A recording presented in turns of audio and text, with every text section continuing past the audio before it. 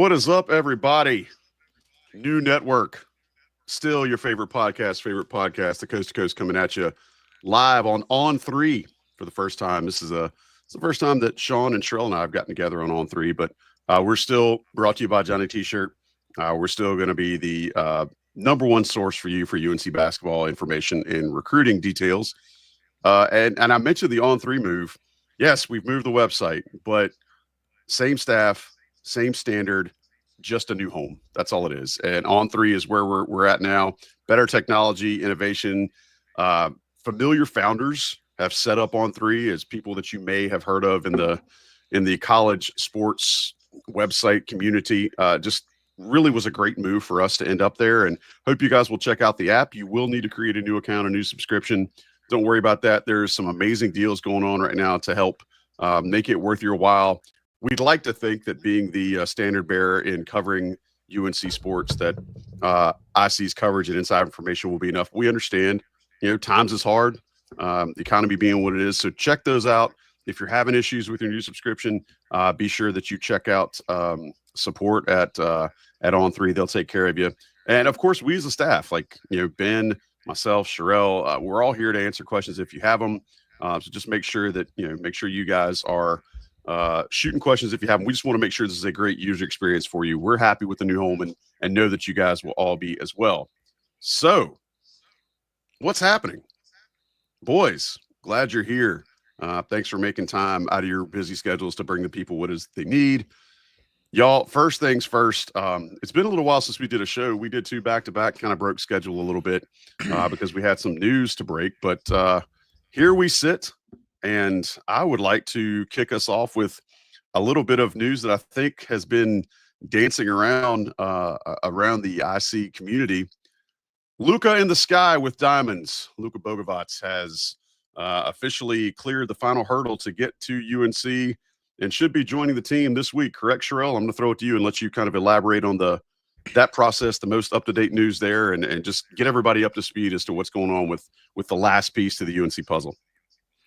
Yeah, I want to be careful with our nomenclature. He has not cleared the final hurdle to play at UNC. He has cleared the final hurdle to be at UNC, which is what you said, but I just wanted to be clear on that point. So he got his student visa, I think last week, and preparation was made for him to come over to the United States. I guess if you're listening to this week, I'm not sure exactly which day. I would look at maybe International Tattoo Day, something like that, I think is coming up this week, or International Remove Tattoo Day is one you can look at. All right, hang on. You've got to elaborate on what that is, because that's a little bit of an inside joke from a message board poster at Achilles the Heel. But go ahead and open the box there on that one. Yeah, so Achilles the Hill is a long-time poster on IC. He's moved over to On3. Really good guy. Probably as intense of a person as you're going to find when it comes to UNC basketball. And he was just like, hey, give us a hint about which day. We think it's going to be like, kind of midweek. I would imagine Wednesday or Thursday when he officially gets in Chapel Hill. And the reason he didn't come this past week, as soon as he got the visas, was just because there's really no one on campus. Some staff were on vacation. A lot of the players, or all the players, were off campus, kind of with their final chance to be with their families, really honestly until Christmas, basically. So this is their last chance to go home and enjoy, being 19, 20, 21-year-olds with, some decent money in their pocket until Christmas. They'll come back probably Thursday, Friday. I know a couple of guys are coming in early, but they'll come back and the team will be together and off we go. And it'll be basically a month until practice starts. I mean, 5.5 weeks, 6 weeks until fall practice starts. But they definitely wanted Bogavac here before classes start, which they start on the 18th. So a week from tomorrow. Yeah, man. I think the big thing that folks were, I guess, kind of curious about was it was such a long process from when he committed to North Carolina. But I want to give you your flowers in the sense that you told everybody from the jump that it was going to be some hurdles involved, just because this is still a new situation, and every single player that's coming from overseas, specifically in Europe, is going to be a different scenario as far as how they get through, the visa process to getting into the United States, but then NCAA's process, the school's process, and there's just no cookie cutter approach or any sort of standard that we can really expect. And that's probably going to be the same way, at least in the short term, as North Carolina continues to probably try to add folks from overseas to their roster. Sean has mentioned time and time again, even back to when Jim Tanner was hired, that he had a really strong forte in knowing the overseas basketball climate and understanding what that looked like. So we do expect that'll continue to be the case. Can't say it'll be for every class for North Carolina, but it'll definitely be probably much stronger and much more of a regular refrain than we've seen in the past. Sean, I want to throw to you, man. I saw you did a really solid breakdown this past week on Henri Veesaar's just his game in general and what he brings offensively. I go ahead and admit that I got a little giddy at the thought of a 7-foot guy with his wingspan throwing alley oops to Caleb Wilson and Jaron Stevenson and Zayden High and whomever else. Because I don't know how you defend a guy at the top of the key throwing alley oops that tall, but that was just my knuckle dragging immediate takeaway. I want to ask you, now that you've posted that on the premium message boards, which you guys can still find there if you'd like to go check it out.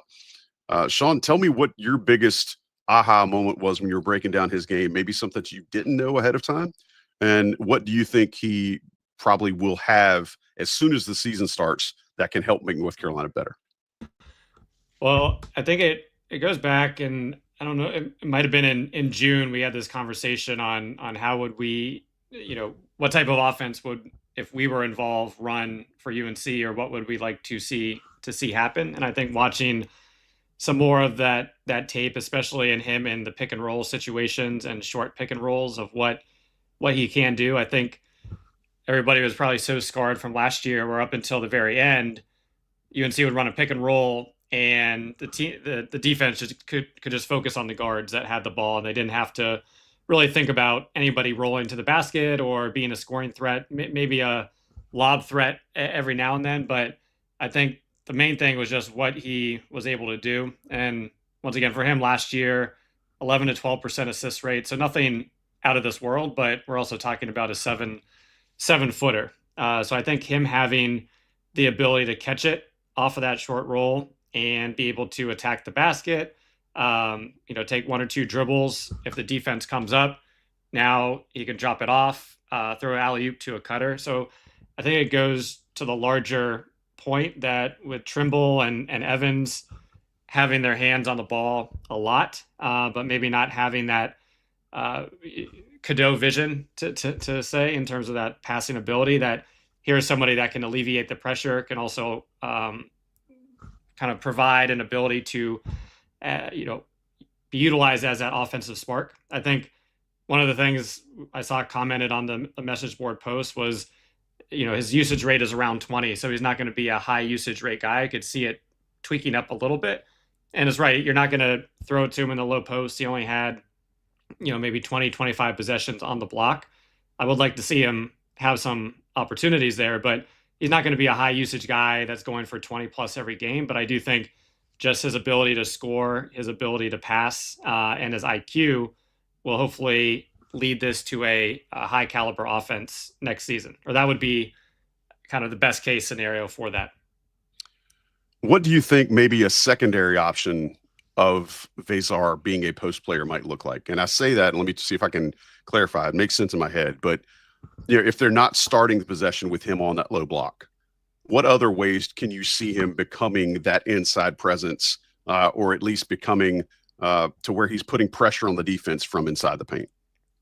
Sure. Yeah. I mean, I think first and foremost, you're going to see him in the pick and roll situation. So you're going to see him playing on that perimeter. You're going to see him roll into the basket where he is a lob threat. I think some of the clips in the video showed what he could do when he's flying to the basket. I think the other thing is he is extremely aggressive when a shot goes up. He's trying to attack the basket, whether he's at the 3-point line, the foul line, in the paint. He's going to try to aggressively attack. And then if he does get the rebound, he's going to finish. But I do think there are situations, a lot of what Arizona ran last year was in the high-low, but he was on the high spot and throwing it down low. I think you could easily flip that, especially with him being 7 feet. So once again, there could be some mismatches, or if teams are going to say, hey, you're going to play pick and roll, or you're going to be out on the perimeter, I don't mind switching, somebody smaller on you, or even starting somebody smaller on you to start the possession. So I think that, once again, is a way to punish mismatches, or in certain situations, I think even going back to the conversation we had with Jaren Stevenson, where last year RJ Davis was guarding Jaren Stevenson, and Alabama just said, nope, stay in the corner, shoot threes if you're open. Don't try to post up somebody that you're a foot taller than. So I think it does, that high-low with Wilson or others, but also just getting him on the block once or twice, and you don't have to make this a common theme where Armando's posting up, but he does have the height, he does have the skill set, and he does have, I think, the ability to post and score. I want you to elaborate a little bit on that, about how his ability, whether he's the focus of the offense or not, might make things easier for the guys that are playing the 4 position. Well, now you have a 5 who teams have to think about all the time. They can't forget about him like they did last year. And I think you go back to when Armando was here, you might not have teams sending double teams to him all the time, but he is going to be number 1 or number 2 that people are trying to account for, whether that is in the pick and roll and now he's rolling to the basket. Okay, how do we try to stop him rolling and that wingspan and the lob threat? But once again, that attention, whether he has the ball or doesn't have the ball, you can't really leave him. I think the only way people can leave him right now is to say, hey, we'll let you shoot that 3-pointer, which could be something we see because he was shooting, he wasn't a high volume 3-point shooter. So you miss a few in a row, you say, hey, just you take that. So I think that is one, maybe not concern, but just one thing to keep in mind. But just his presence and his skill level, having some friends that watch a lot of Arizona basketball, they often said, hey, he's our most skilled player. That just frees up the guards or the wings so that they don't have to have double teams, or now people are playing off of them a little bit more, just giving them open shots, or if they're paying attention, ability to cut behind and find openings.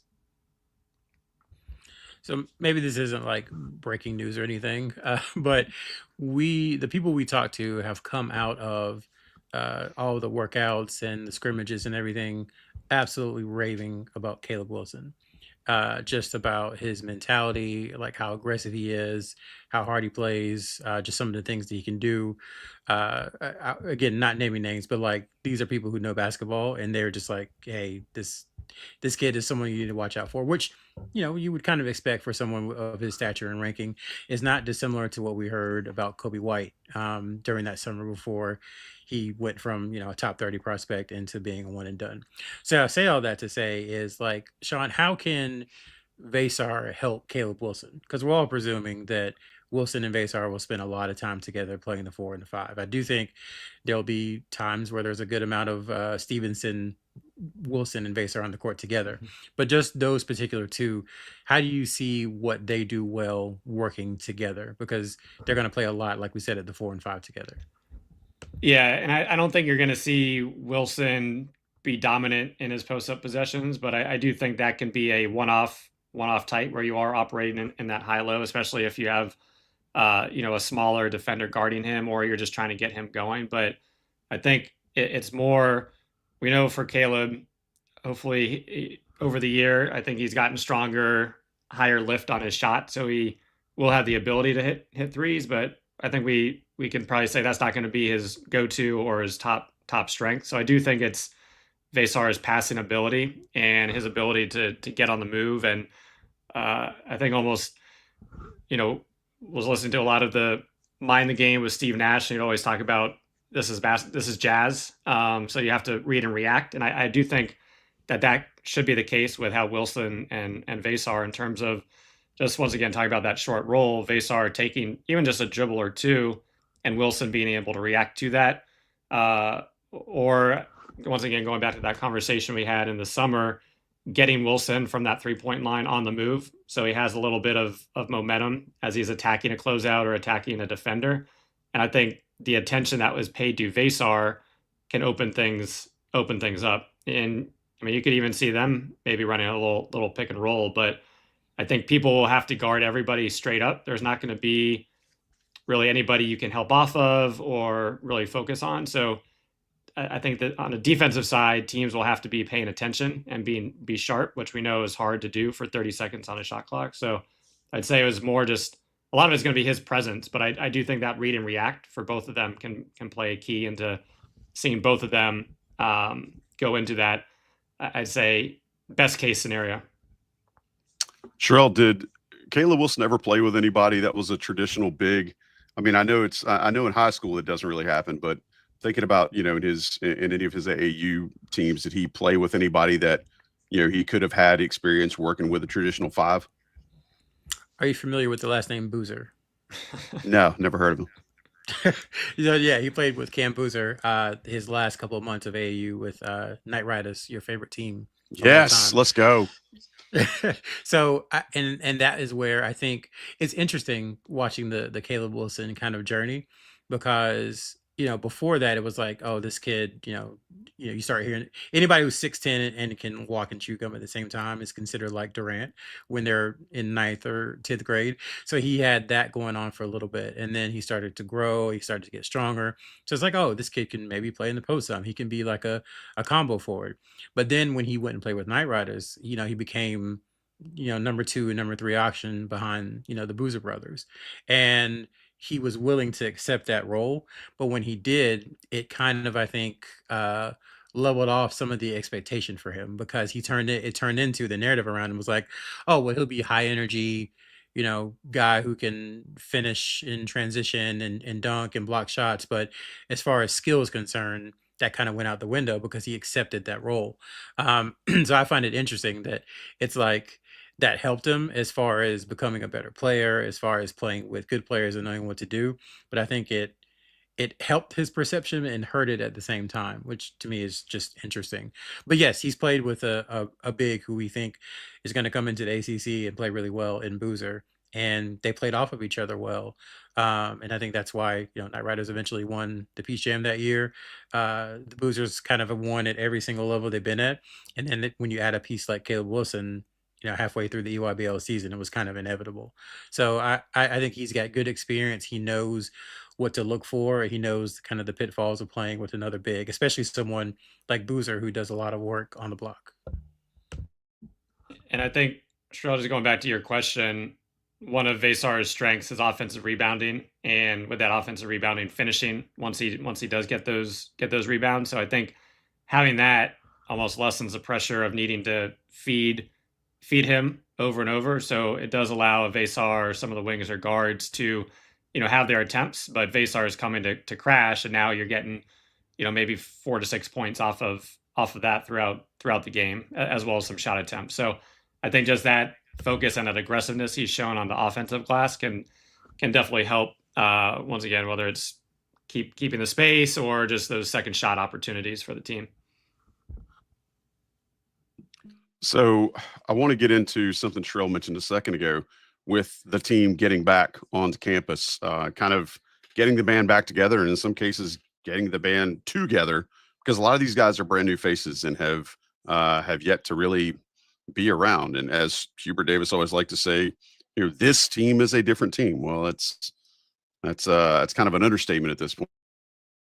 Well, any idea on what might happen with the remaining scholarships? I know that we've seen social media show some images of the guys on their beach trip, and I think that there's been some walk-ons who have kind of assumed their spot there. Any reason to think that North Carolina adds a late player like they did with Ty Claude? Never say never. We don't know of anyone right now on the radar, but Ty Claude got his extra year of eligibility right around this time last year, and it all happened very quickly. So I would never say never, but some of the guys who were walk-ons are grandfathered in. So I need to do a little more studying on that about how exactly that works. But I think there are scholarships left, because there's a certain amount of people you can designate, excuse me, over the course of years. And again, I'm not saying this very well or articulating it very well, but there could be more scholarships left. But IC hasn't seen any signs of them wanting to use them. Now, if somebody becomes eligible all of a sudden who could help, yeah, I'm sure that they'll go after them. But we don't know of anything brewing right now. All right. Well, I have to ask, and I mean, I think that a lot of folks are probably curious, just because, like you said, some of the walk-ons will be grandfathered in, but there is still that curiosity about how UNC will handle kind of the new number of scholarship that they'll have on an annual basis since the House settlement was announced and approved. Sherrell, I'm going to ask you and Sean this question, and I know it's really, really early, but that's why we do these shows, right? What do you guys think now, knowing that Bogavac is at least getting closer to done than done? What do you guys think the core strength of this roster this coming season is probably going to be? So, Sean, since Sherrell just talked, I'll let you jump in. Well, I would say Melinda just pointed to this in the chat. Are they starting to gel? And to me, maybe not the core strength, but the X factor in terms of what does this UNC team turn into, both offensively and defensively, is in my mind largely predicated on what type of chemistry that they have. And from that chemistry, how does that affect ball movement offensively and defensively, from talking and helping and seeing that defense we saw 2 years ago. So to me, the next few weeks are really important because you have, in large part, a team that is all new. They had the summer to see see each other's games, the strengths, the weaknesses, the personalities. How are you on the court and off the court?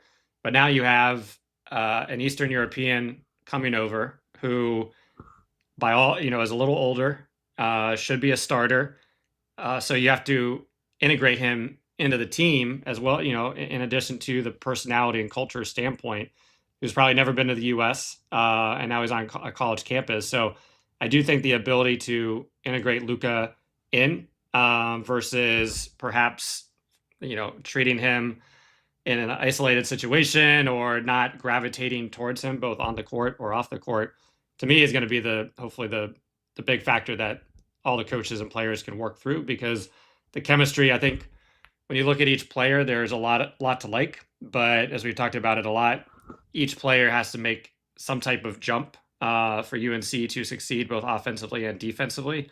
And if the 5 players on the court aren't reacting as one, there's not the NBA or elite athleticism / talent that can dominate. So it does have to come from that chemistry and ball movement. So to me, that's really the main aspect of what I want to see in terms of a strength come out versus shooting or rebounding or ability to stop the ball.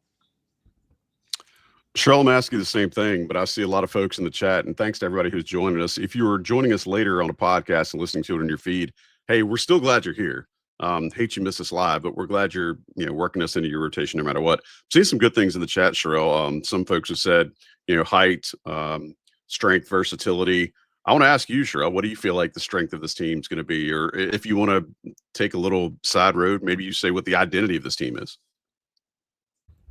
I think those are still TBD, to be honest. And to Sean's point about, a new team each year, you know what you have a little bit during those summer practices. You can kind of get a feel for like high level. Like last year, they knew that they probably were going to struggle inside with the big situation. So they probably had that high level stuff. But I think the details, some of the things that maybe happened during the season, they didn't realize until fall practice started. So I kind of want to reserve judgment until we hear some things about practice and maybe see an exhibition game or something. But I do think versatility is going to be a big deal, because they do have enough players now where they can mix and match and come up with some very interesting lineups. The question is going to be, which is the $1 million question, is like, will Hubert Davis decide to do that? And I think his bench usage has increased from those first couple of years, but it's not anything wild. Again, still not Tulane, still not the 2 waves of 5 players each coming out. So will he adjust? Will he do the things necessary? I think with each individual player to accentuate their skills and put them in the best possible situation. So I would say versatility could be a strength, but it's pending on how the coaches decide to coach this particular team. But their pieces are there, and to Sean's point, now they have to kind of start melding. I remember saying the same thing last year, that I really, really wished Hubert Davis would kind of take that NBA mindset and kind of deploy guys based on what the opponent's showing you, right? Deploy players based on where you might actually have some roster built-in advantages. And maybe they will do that. Maybe not having a true post last year was more of a handicap than we expected. Sherrell, you're about to say something. Go ahead. The other thing I want to add about chemistry is this is the first year I would say that the money is really out in the open. This is the first year that everybody kind of has an idea, a rough estimate of what each other is likely making in salary, and so that presents all kinds of issues with chemistry and with, um, are you more willing to give someone who you're paying more a longer leash than someone who you're not paying more, or are you willing to play someone who's getting paid less, who's outperforming somebody who's getting paid more. So like those are questions that just didn't exist, 3 years ago, maybe even 2 years ago. So that is another part of the chemistry that has to be ironed out. If you are truly connected and together, then that kind of stuff, it'll come up because people are human, but it won't impact the game on the floor. But if the chemistry is not good, if things aren't buttoned up, then that's the kind of stuff that can start a team into a spiral pretty quickly. So that's where the coaches and the GM and the leaders, looking at Seth Trimble, you're even looking at Bogavac. He's never been to America, hasn't been on Yeah. campus, but he's been a pro, so he understands what this is about. I'm looking at Caleb Wilson as a potential leader because he's been essentially a pro for a couple of years. He knows what is likely coming to him, if he stays healthy and has a good year. So I think, all those guys have to bring that together, and them doing the trips to the Outer Banks, all that stuff is great, but it's really forged in the gym, in my opinion. And so that's what's going to start happening here in about 5.5 weeks, and that's going to be a huge key, man, because it is very, very different from what it used to be. I'm glad that you said GM, because that might be a place where maybe a lot of folks are sleeping on the idea of having that GM and coach work together from the jump this season. Could help them avoid some of the dicey issues about certain guys making certain money and not getting the playing time, or they should get playing time because they're making a certain amount of money. Maybe since they're going to a season that way with kind of two vets now in Tanner and Hubert Davis, that maybe that helps assuage some of those potential issues. Who knows? Speaking of assuaging issues, if you need new gear, Johnny T-shirt. I don't know why some people may have thought that Johnny T-shirt wasn't going to come where Inside Carolina went, but the code works just as well, if not better, on On3's message boards and on the app on On3 than it did previously. If you're a premium subscriber, you get that extra 10% off your order at Johnny T. Big fans. They've come with us. They're not going anywhere because they care that much about Inside Carolina's content, and we care that much about them. Make sure you go by and see them. JohnnyT-shirt.com online, or if you're going by seeing them in person, it's right there on East Franklin Street in Chapel Hill. Sherrell, we are within a matter of weeks, 22 days, sir, 22 days until the pigskin kicketh off in the stadium they call Keenan. And I know you're not going to roll up to your tailgate with some old raggedy looking UNC gear on, are you? I was told you were fresh to death. That's what the people told me. Many people are saying that. And if I roll up and see you in Keenan Stadium at that first football game and you're not wearing some new gear, I'm going to literally escort you out of the stadium and walk you to East Franklin Street to Johnny T-shirt. I just do what I can. I let others make those determinations. I just try to do me, and that's that. Well, you doing you needs to involve Johnny T-shirt. We appreciate them supporting the show. If you're watching us on the YouTube, nothing's going to change for you. But if you're listening to us, just hang tight. We're going to drop some national ads in here real quick. We'll be right back with more Coast to Coast here on InsideCarolina.com. All right. Appreciate you guys being here. I'm Joey Powell, Sherrell McMillan, Sean Moran with us as always. IC on a new home On3. Man, we are everywhere. But more importantly, we're still here with you fine folks. Thank you for being a part of our little basketball family, and we are glad that we are a part of yours. Moving on to the next topic I kind of want to hit this evening. Fellas, we've finished up with the, the summer recruiting period, whatever you want to call it. What we're starting to see is some visits materializing for the fall.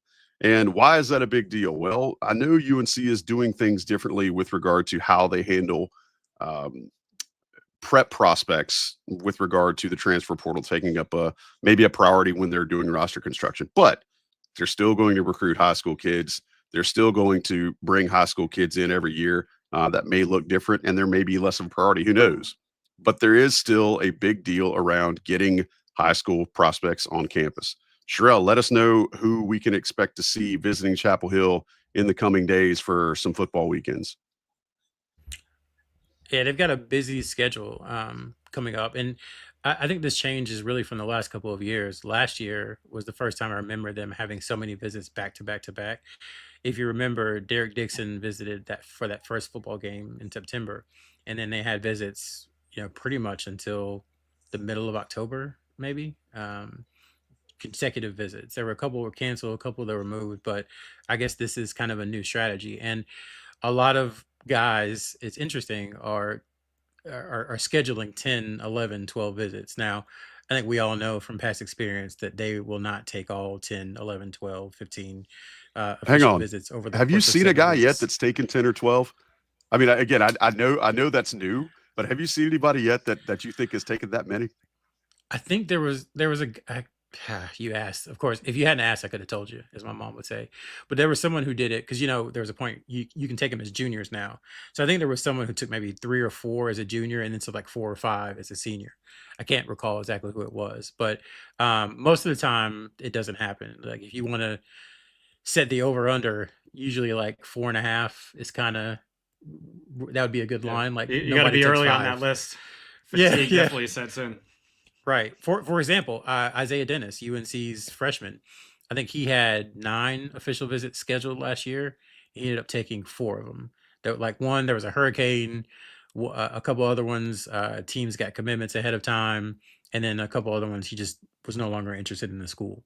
So the earlier the better, most of the time, not all the time, but most of the time. So Carolina has, I think, 4 straight weekends between August and September where they have guys coming in. So just to run it down, Anthony Thompson, who's a 2026 forward, is coming on the 22nd. Darren Rippey, Ron, is coming on the 31st. He'll be there for the TCU game. Tony Bryant also is scheduled to come that weekend to be there for the TCU game, August 31st. Bryson Howard, the son of Josh Howard, who's down in Texas, he's scheduled to be there on September 5th. Taj Ariza, who's the son of Trevor Ariza, is scheduled to be on campus on September 12th, and then Cole Clower is scheduled to visit October 10th. Then there's still probably 5 or 6 other guys who will likely schedule visits at some point.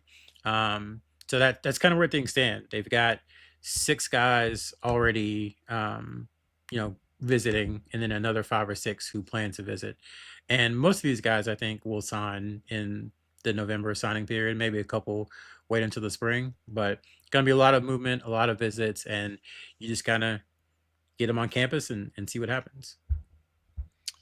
So I want to ask you and Sean, but I'll flip to Sean first. Sean, after seeing the way North Carolina handled the shoe circuit this summer and kind of seeing what players are starting to schedule up their visits, who do you anticipate, or can you see somewhat of that kind of priority or pecking order starting to form for Hubert Davis?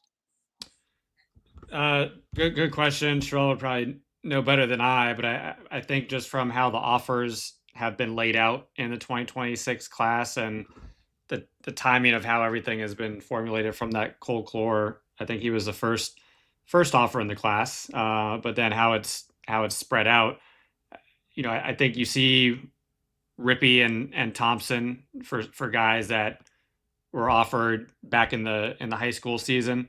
But then I also think you've seen them make big plays for Ariza coming off the U19. That was probably somebody that if you were going through that top 20, you weren't going to have slotted him and UNC maybe having that connection. And then add in Howard, who was probably one of the biggest stock risers over the summer as well. So I think in general, where they're at with the visits, and I know it's hard. I mean, even looking at Rippey, where he talks about UNC as his dream school, and then he says, he cut his list to 12 or 10, whatever it is. So it's still hard to read where they're sitting with some of these guys. But I think in terms of where they're at for the visits, I think you have to feel in a good, not great, but a good good spot, just given who they've targeted and how they adapted to seeing some of the players play really well in that July period, and then getting them on campus and using that UNC as a blue blood brand, to play well for them. So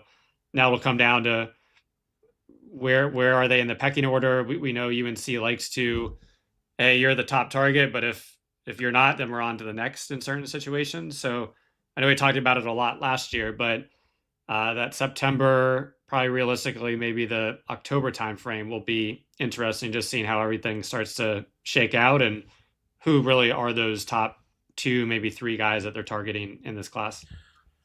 I think, let me jump in, Joey. I think it's No, go clear ahead. that Ron Rippey is like the guy at lead guard, like not even, close. I know they have an offer out to Dylan Mingo, but he hasn't scheduled a visit yet, and they've just been kind of all over Rippey for some time. So I think you can see, based upon how quickly they wanted to get him in for a visit, which I think now, because his Kentucky visit was canceled, this will be his first trip. And I don't know, I always feel like you either want to be first or last. Like being in between can get hard because you're going weekend after weekend, but the first one kind of sets the table of what you're looking for, and the last one is, a chance to blow you away. So the fact that they're getting what I believe to be his first visit is pretty important. We are in a recruiting dead period right now. That's why these visits don't start until that weekend of the 22nd. The dead period ends on the 21st. Or excuse me, ends on the dead period goes through the 20th. So it means the 21st is the next time that players can visit campuses. So I think the other thing to keep in mind, I know Joe Tipton has put out some stories about Carolina, where Carolina is, Jamie Shaw as well, from On3, about where Carolina is with certain players. I think just remember that in the world of rev share and salary, things can change very, very quickly. And I think we saw that last year. It's all above board now. It's something that all teams do. And basically you slot based upon how important someone is to you. You say, we're invested in you, and this is how much we're invested in you, and this shows how much we want you. And so there's a tangible number that goes with it now. So I think that's important, because at this point last year, I don't think we thought Carolina led for anyone, or maybe co-leaders for Isaiah Dennis and having a chance with Derek Dixon, but definitely not Caleb Wilson. So things can change. Not saying it's going to be an exact, facsimile. That's a double positive, exact facsimile. Not that it's going to be a facsimile of last year, but that, things change, situations change, schools get other commits, guys drop off, players get more money elsewhere. A lot of stuff goes into it now, just more so than like, hey, it's August 10th and these 3 schools are leading for him. That means something, but not quite as much as it used to. Would love your take on this, and sorry to jump in. I mean, I think last year, when you looked at guys like Dixon and Dennis and who UNC was going against, not that it was a tier 2, but you felt more. I think there was, if you had to do a confidence rating at this time last year, there's probably more confidence that, hey, if we don't get into Caden Lewis, Dixon or Dennis, they're going to be high. It's going to be, UNC should have a good shot to get them. And I feel like this year, maybe it's a little more, you're throwing the chips in to a certain extent, and there's not maybe that quote unquote guarantee of guys, but you have kind of a good mix across the board. But there's not, hey, if Rippey doesn't come, we feel really good about somebody else. In my mind, it seems like they're in good, but there's not that guarantee of maybe 1 or 2 guys if an Ariza or a Howard doesn't end up, or a Rippey. And maybe this is me speculating. But it could be that because they felt like they had a very successful portal season, they're more willing to go all in on certain players in high school. And if they don't get them, they'll just say, well, just, we'll look into the portal, and that's how you keep it moving. And I don't think that's a way to necessarily live, but I think it's something that you can do for a year or 2, but you still need, just like in football, you still need that base of 2 to 3, I think, high school players in each class. And you need, I don't know, I would say 4 to 5 like guys to come back the next season for continuity purposes, so you're not starting all the way over. I think this past season, it was necessary. There's a lot of things that happen for a lot of reasons, but I think only returning, 3 guys, only 2 of which were on the team last year, is not a recipe for success long term, in my opinion. Even though teams are year to year, you still need some kind of continuity. So a couple of things I want to touch on, because just recognizing what some folks are saying in the chat, and we appreciate everybody who's dropping their questions in there. I want to tease something I got coming up this week. I did a really good show with Bomani Jones, friend of the program, but also just all around good dude and somebody that we've enjoyed working with and around for the last few years. That should be dropping this week. But specifically, I bring that up because we talked about how pay for play has affected just what coaches' jobs are and how that's changed things and how it's affecting the dynamic with fan bases and all that good stuff. So Bomani, as you can imagine, has some really, really good opinions about this because he's been one of the advocates for players getting paid for a long time. So I would just give everybody a heads up to check that out if they can. We'll make sure you appreciate that. It should be in your feeds relatively soon. But then also we've got some folks in the chat here tonight talking about North Carolina's recruiting priority and how will they handle moving forward, how they prioritize high school players. And I think you guys both really touched on some potential. Sherrell mentioned that it's probably going to change how they prioritize and how they put value on certain guys. Do they put all their resources after one player, and then if they don't land, maybe they become more player, maybe they become bigger players for athletes in the portal. Who knows? Personally, I think it's going to change year to year. I think it's going to depend on who defects from your roster. How does the roster that you pull in from the portal gel? Does it require that you look for more stable talent that you can develop from the high school ranks? Who knows? But as we've seen over the last 3 or 4 years, the way and the quickness with which things have evolved, trying to predict it, further than a couple of months out is probably a fool's errand. So I want to jump into a couple of questions for our friends in the chat. Oh, go ahead, Sherrell. I'm sorry. I didn't realize you had something you wanted to assert. Please. No, it was just adding on to what you said. Quite a few folks in media over the last couple of months have written about the class of 2026, and it really is just any network, pretty much anybody who covers this realizes that the class overall, I would say, is kind of down. It's not nearly as talented. It's had some defections, but it's not as talented as some of the previous classes, especially 2025.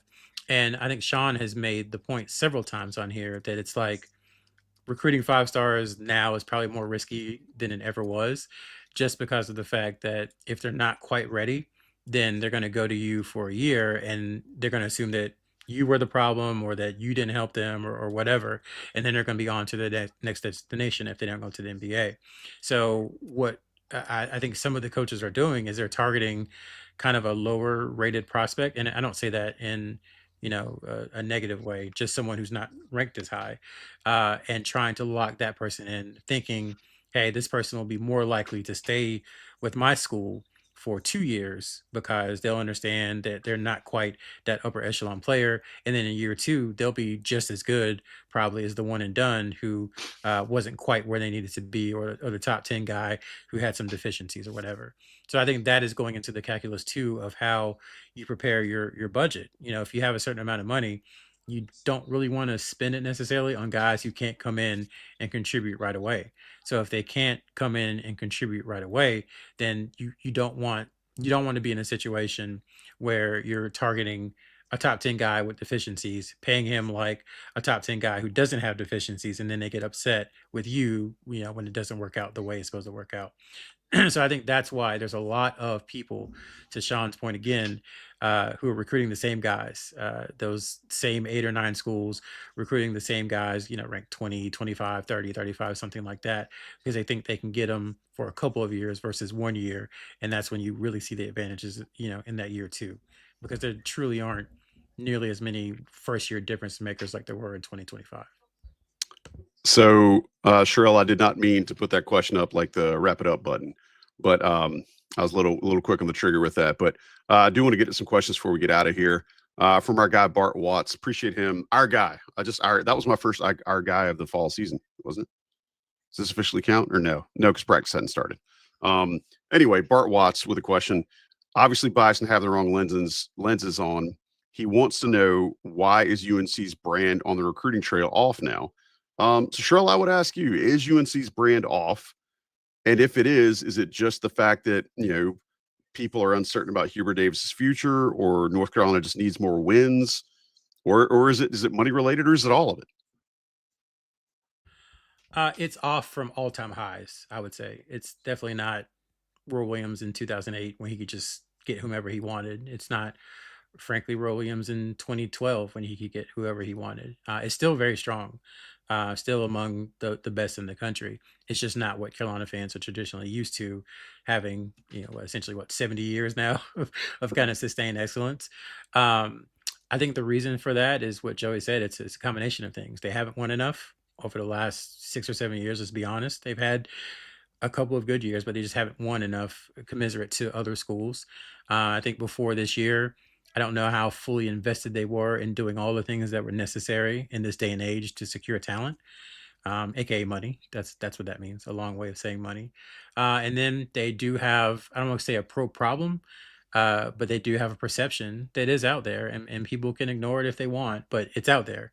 Whether it's justified, I think that's, each person can kind of make up that on their own, and figure out how they feel about that. But it's out there that they haven't developed talent, or don't develop talent, or haven't put guys in the NBA like many people feel they should have. So when you add all that together, it does, diminish is a strong word, but it does taint, I guess, a little bit the brand. Now they've been able to overcome it. I mean, they signed 2 top 10, top 12 guys in 2024. They signed a top 20, top 10 guy in 2025. They've had good portal classes. So they're still able to do a lot. But those are the things that are kind of holding it back. And the other thing I'll say, comparison is the thief of joy. Duke is just, frankly, right now at a different level, and that's okay. In the rivalry, there's been ups and downs, ebbs and flows when it comes to recruiting, and Duke just does it differently right now than UNC. And that's the other reason I think the fan base in general is kind of like, what's going on? Because Duke hasn't had much of a drop off at all, I would say, really since 2011, from a recruiting standpoint. So we add all that in. I think that's what causes the perception for fans. And then those things, NBA perception, kind of just now willing to do what's necessary, and everything that it takes. And then the fact that they haven't won as much as they traditionally have, all that impacts the brand. Thank you, sir. I appreciate that. Well said. Sean, I'm not going to ask you anything. Sherrell just got all the meat off of that chicken leg. I want to ask this, and I don't know if anybody even knows the answer to this. Sean, I'll throw it to you first. After the House settlement, will fall signings now be legally binding, or will players still be subject to flipping in the spring? It's from our friend WH1315 in the chat. I appreciate the question. I don't know if that's been sorted out yet, but I'm gonna leave it to either one of you guys. So Sean, since Sherrell answered all the last one, you're the lucky winner. One, it would have been tough to follow up Sherrell's answer on that one, but this one is not something that I've dived into. So I'm gonna phone a friend and pass it back to Sherrell if there's any other insight in terms of the legalities around the House settlement. IDK. I don't know. We'll find out. Yeah, that's a big issue, because I mean, there have been instances where guys, not particularly for Carolina basketball, or guys that signed contracts to go to a school and then be like, nah, I'm good, I'm going to go elsewhere. So I would imagine with rev share, there's some kind of, but probably vice buyout versa as well. Yeah, for sure. So I imagine there's some form of recourse for the school, especially with money going out early in the fiscal year. There's got to be something. I don't know what it is, but that's something we can find out more about and post on the board whenever we get the answer. Yeah. I mean, I love the question. History tells me that at some point these universities are going to start protecting themselves, and they're going to have bigger and better lawyers. I think where the NCAA failed at protecting itself was because it was so caught up in being the omnipotent legislator. I don't think schools would approach it that way. I think schools are most likely, if and until this thing becomes collectively bargained, I think schools are probably going to start throwing some weight at their own attorneys to protect their investments, when you start seeing this. So I don't know that it'll be one of those situations like Sherrell said, where you've got guys that are just bailing on a contract before the ink dries just because they don't like it. But I do think you're going to see that really, really soon. And I don't know how that plays with antitrust laws, but I do think it's probably sooner rather than later that you're going to see these things get a little more teeth than they had. When you start adding pork to the contracts, Joey, just, if you Oh, for sure. if you decommit or if you Yep. try to get out of this or transfer within a year, you have to pay back your bonus times X. Like, it's going to be buyouts. Like, I mean, Yes. this is professional sports without the collective bargaining. And that's So where I think the I, collective bargaining has to come in and help the players, because yeah, that's what's going to start happening.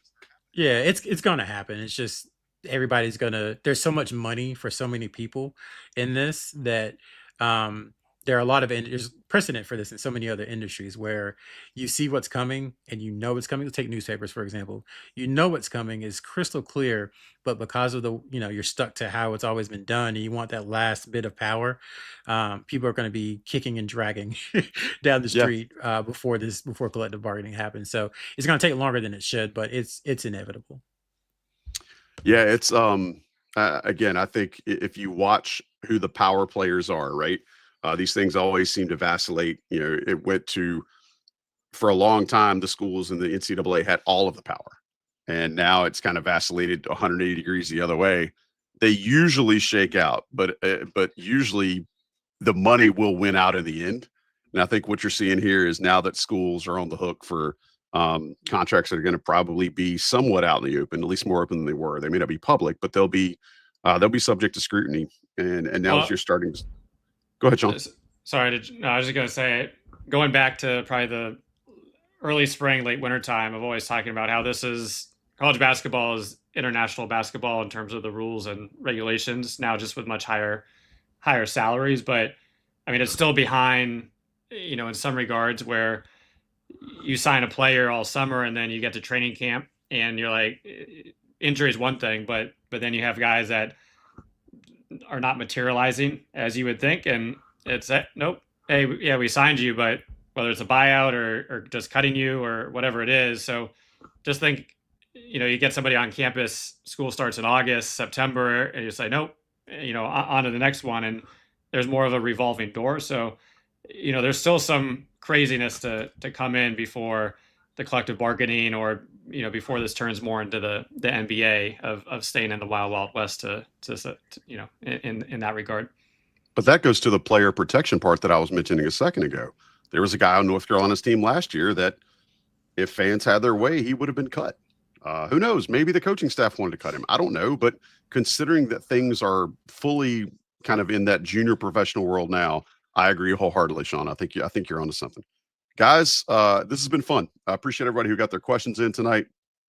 Thanks for making us being a part of our live show. Excuse me. Glad to be back with you boys. I know we had a couple of weeks off there where we let football take center stage, and football will still take center stage. As if you have been following, man, our colleagues on the football side of things have just been absolutely burning the midnight oil, crushing it all over everything. I saw where Adam had posted just within the last few minutes an update about Austin Blaskey having an injury, which, man, that sucks for the offensive line. So be sure to continue to follow us if you're not an Inside Carolina premium subscriber. Go get that subscription. On3 is running some amazing deals right now. We are absolutely still the best in the business. This is still your favorite podcast. We just got a different home now, and we're glad that you guys have followed us. We hope that you continue to be a part of this show and all the other Inside Carolina content that you have come to enjoy and expect from us. We're still the best in the business. Hope you guys will continue to follow us. Sherrell McMillan, Sean Moran. I want to give a shout out to Johnny T-Shirt for sponsoring, to John Siegley for producing. But until next time, I'm Joey Powell for Inside Carolina. Say hi to your mother for me.